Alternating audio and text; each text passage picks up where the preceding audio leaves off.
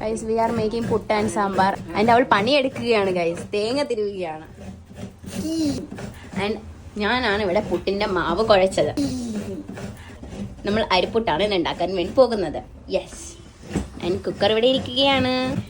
ഇതുവരെ ഇവിടെ വീട്ടിലുകാരും വീഡിയോ കണ്ടു കഴിഞ്ഞാൽ ആരും ആദ്യമായിട്ട് പണിയെടുക്കുന്നു.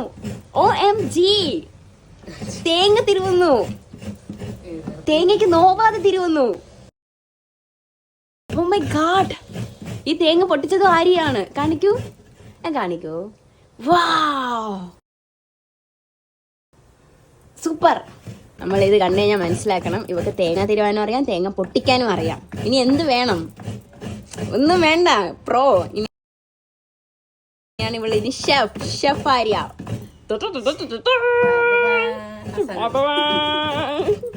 പൊട്ടിൽ കുറച്ച് തേങ്ങ ഇടുന്നു.